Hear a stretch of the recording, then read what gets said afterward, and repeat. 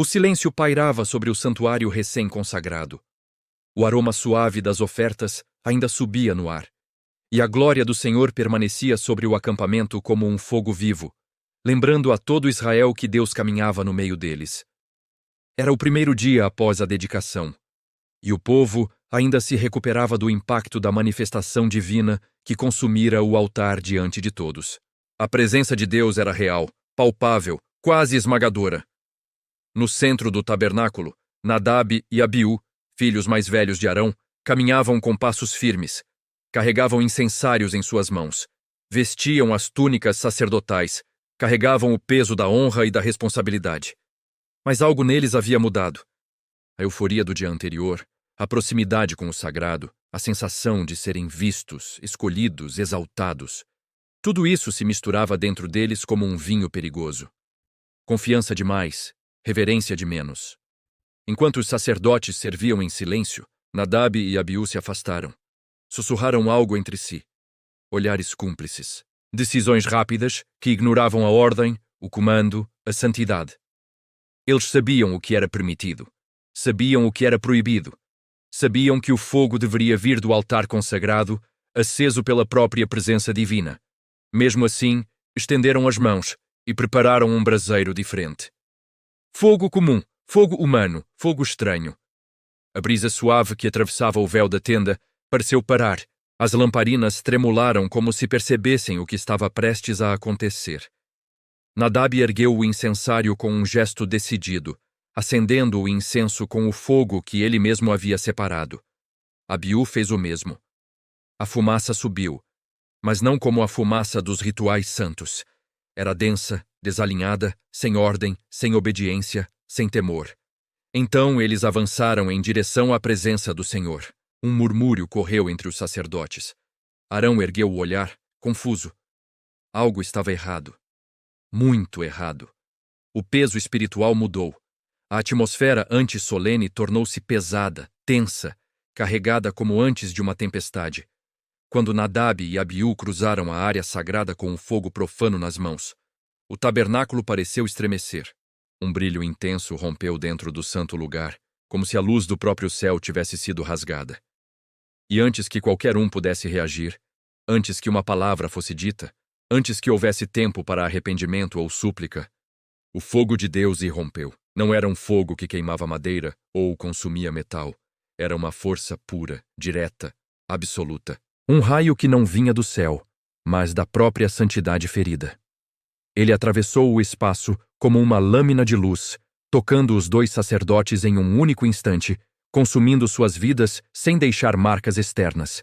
Seus corpos caíram intactos, mas a vida se apagou como uma chama retirada pelo vento. Arão ficou imóvel. Seus olhos se encheram de terror e dor, mas nenhuma palavra saiu de sua boca. O peso da glória o impediu de gritar. O povo lá fora sentiu algo e se calou. O acampamento inteiro mergulhou numa tensão profunda, sentindo que havia testemunhado um limite, um aviso, uma fronteira inegociável.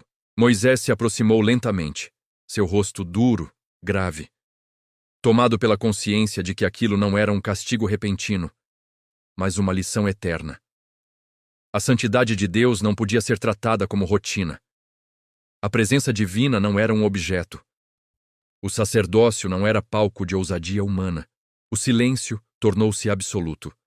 A fumaça do incenso proibido ainda pairava, como um testemunho do erro. O tabernáculo voltou a ficar imóvel, mas a lembrança daquele instante se tornaria permanente. Israel entenderia, a partir daquele dia, que servir ao Deus vivo exigia mais do que funções sagradas. Exigia temor, obediência e reverência profunda. O corpo de Nadab e Abiú permanecia estendido diante do tabernáculo, imóvel, silencioso, intacto.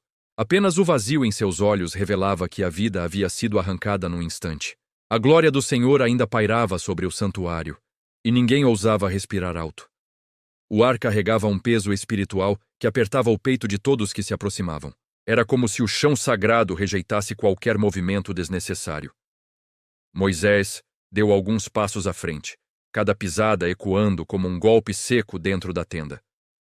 Ele encarou Arão, seu irmão, que permanecia imóvel, preso entre o dever sacerdotal e a dor insuportável de perder 2 filhos no mesmo instante. Arão queria cair de joelhos, queria rasgar as vestes, como qualquer pai faria diante da tragédia. Mas não podia. Ele carregava um manto sagrado e, naquele momento, sua dor estava presa sob o peso da ordem divina. A voz de Moisés quebrou o silêncio, firme, grave, penetrante. É isto o que o Senhor disse: serei santificado por aqueles que se aproximam de mim e glorificado diante de todo o povo. Arão ouviu, e seu coração estilhaçou por dentro. Mas não respondeu. Seus lábios tremeram, mas nenhuma palavra atravessou sua garganta. Ele sabia que qualquer gesto impulsivo poderia violar ainda mais a santidade daquele lugar. Então permaneceu calado, como um homem que segura o próprio mundo para não desabar diante do olhar do Altíssimo. Moisés chamou Misael e Eusafã, primos dos jovens sacerdotes. Eles se aproximaram com o semblante apagado. A ordem foi direta: retirar os corpos sem profanar o tabernáculo, sem perturbar o espaço sagrado onde a glória de Deus ainda ardia invisível. Com extremo cuidado, eles ergueram Nadab e Abiú, carregando-os para fora do acampamento. Os pés dos dois tocaram a areia fria, longe do santuário, onde seriam sepultados. A fumaça do incenso proibido ainda parecia grudada às suas vestes, como um testemunho silencioso da desobediência. Enquanto isso, Moisés se voltou novamente a Arão e seus outros filhos, Eleazar e Itamar. Seus rostos estavam pálidos, tomados pela consciência do que haviam testemunhado. Eleazar tremia levemente. Itamar mantinha o olhar fixo no chão, incapaz de levantar a cabeça. Mas Moisés precisava que eles entendessem, que eles aprendessem naquele exato momento, porque a função deles não havia terminado. Pelo contrário, tornara-se ainda mais severa. Não deixem seus cabelos despenteados, não rasguem suas roupas, não mostrem luto aqui dentro, ordenou Moisés. A voz dele não era fria, era pesada. Era a voz de quem carregava uma missão maior do que o próprio coração podia suportar. Para que vocês não morram também, e para que a ira do Senhor não venha sobre todo o povo. Os olhos de Arão se encheram de lágrimas silenciosas. Ele queria gritar o nome dos filhos, queria segurá-los uma última vez, mas ele sabia. Naquele instante, ele era menos pai e mais sacerdote. Menos Arão e mais representante do Deus vivo diante de Israel. A glória do Senhor ainda brilhava ao fundo, imóvel, observando cada gesto. Moisés então explicou o que viria a seguir. Os vencedores daquele dia não eram os fortes, nem os ousados, mas os obedientes. O sacerdócio exigia disciplina absoluta. Cada detalhe importava. Cada gesto tinha peso eterno. E Eleazar e Itamar deveriam permanecer firmes, continuar o serviço, manter o fogo santo aceso, o fogo que Deus mesmo havia enviado. O tabernáculo parecia respirar. Cada lamparina tremulava, como se reafirmasse a atmosfera sagrada que envolvia aquele lugar. Israel, do lado de fora, começou a perceber que algo terrível havia acontecido. Murmúrios correram entre as tendas. Pais chamaram seus filhos. Anciãos ergueram os olhos para a nuvem sobre o santuário. O temor se espalhou pelo acampamento como uma onda silenciosa. Dentro da tenda, Moisés concluiu com a ordem mais dura. Vocês não podem sair. O Senhor vos ungiu. Hoje é o dia consagrado. Permaneçam. Sirvam. Honrem. Arão respirou fundo.